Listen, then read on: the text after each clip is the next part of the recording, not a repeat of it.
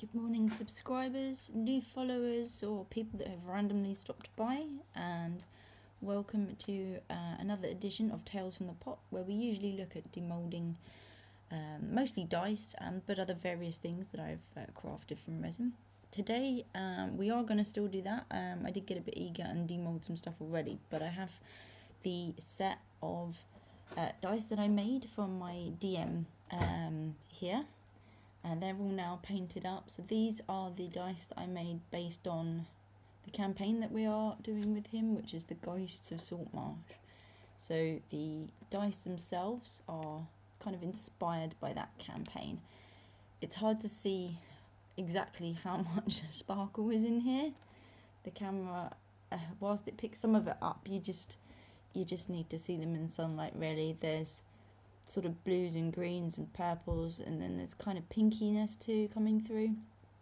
But I've painted these up now, and the 6 is probably the easiest one to see. Here you can see in a sort of champagne, and I have a metallic green, so I mixed the two together to create this kind of colour. The only one I really struggled with was the number 13 on this face. As you can see where the white ink is in the dice, it makes it very difficult to pick out the number there. So that one's a little bit darker than some of the other dice faces, but nevertheless you could probably tell what it is by deduction anyway. So there's those ones, and then these are the other ones that I made at the same time, which turned out like a kind of galaxy kind of set. I actually really love these dice. They look real nice in the light. Again, the camera's not going to do these justice, because in here we've got black mica powder, like a silver black, pink ink, and then these metallic kind of colour shifting nail powders.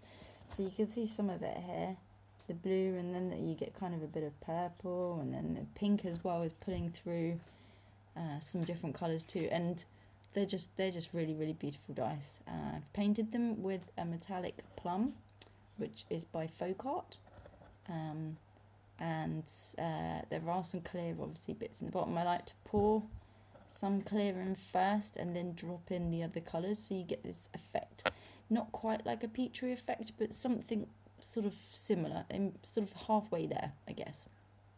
But these are really pretty, and the colours in the nail powder seem to, when you're mixing them up, they don't seem to be that dark. They seem to change once they've been in the pot for a bit.